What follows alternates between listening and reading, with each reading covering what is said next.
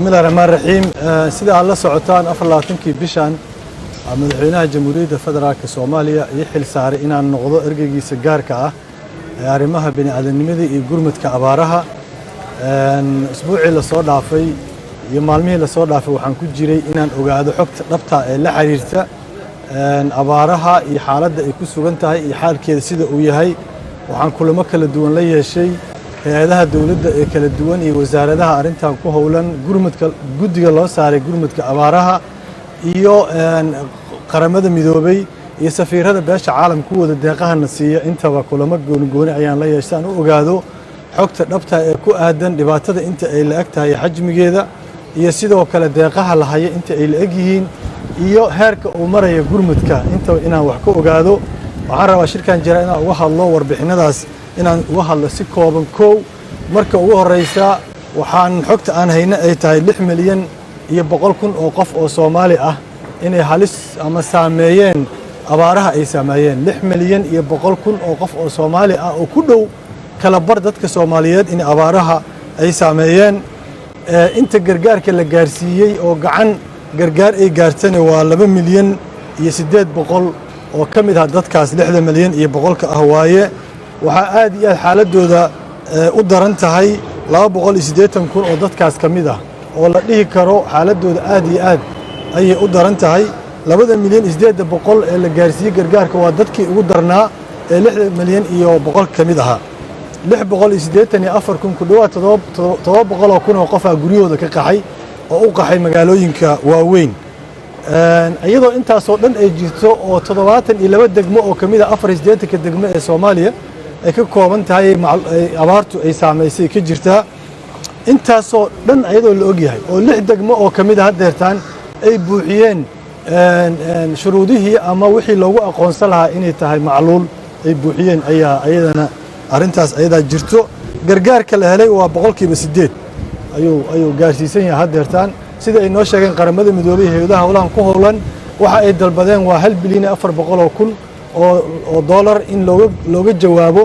gurmadka asaga ah iyo abaartaas ayada ah ilaa hadda waxay hayaan wax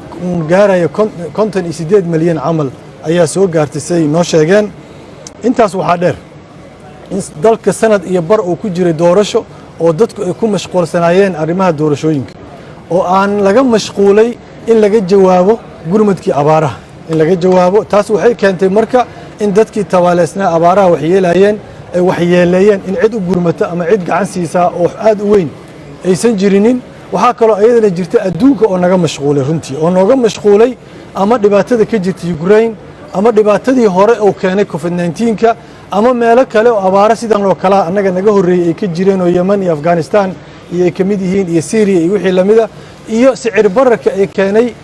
la socotaan oo adduunka qamadii ugu weyn meelaha laga keenay wuxuu ahaa Ruushka iyo Ukraine in ayaga dagaal ka socdo oo dawlad kasta ay go'aan ku gaartay inay waxay raashin haysta ay keedsato aysan iska bixinin oo hadeertan xataa adag tahay marinadii raashinka ku imaan lahaa inaan la haysanin iyadoo xaaladaas ay jirto oo laga mashquulay abaarihii ayaa waxaa muuqata runtii in dadaalka ku wajahan in gurmadkaas la aad u yar yahay shaqada aan rabo marka xafiiskay inuu qabtay in cadaato waxa waaye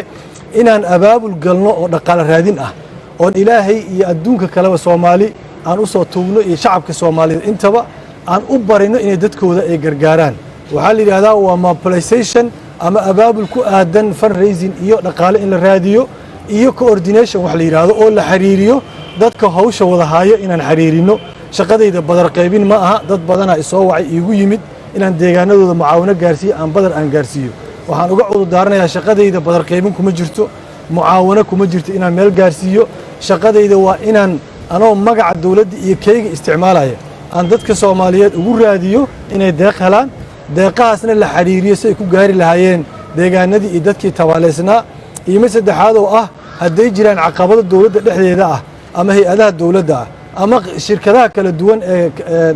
maamula airportka ama garoonka diyaaradaha ama dekada maamula haday jiraan caqabado ay kala kulmayaan dadka deeqda bixinaya inaan fududeyno ayadaasna waaye shaqada aan runtii inaan qabto aniga aan u taaganahay hadeertaan waa shaqo aad u weyn aan ka codsanayo kulna hadda ka soo baxay bahda media aan la lahaa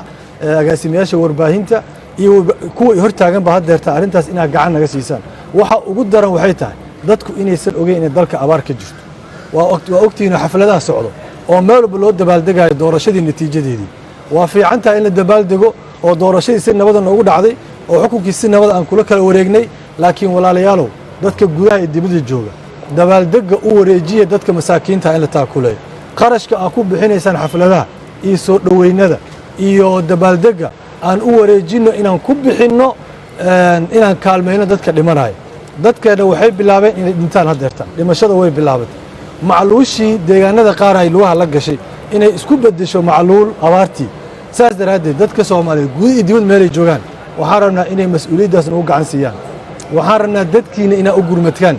kuwiina dibadda jooga 37 boqolkiiba GPD-ga Soomaaliya wuxuu ka yimaadaa dadka diaspora ee dibadda jira walaalayaalow dadkiina inaa caawisaan oo abaabulkiina lagu yaqaanay gurmadkiina lagu yaqaanay isku gargaarkiina lagu yaqaanay inaan waxaan rabnaa aan isku istaagno waxaan halkaa uga baaqiyaa hay'adaha dawladda oo kala duwan iyo shirkadaha serviceka qabta private-ka ah inay fududeeyaan dadka in la gaarsiiyo macaawanada konton beri ka badan yaa macaawino ay dawladda qadar keentay ee laboor ku xayiranta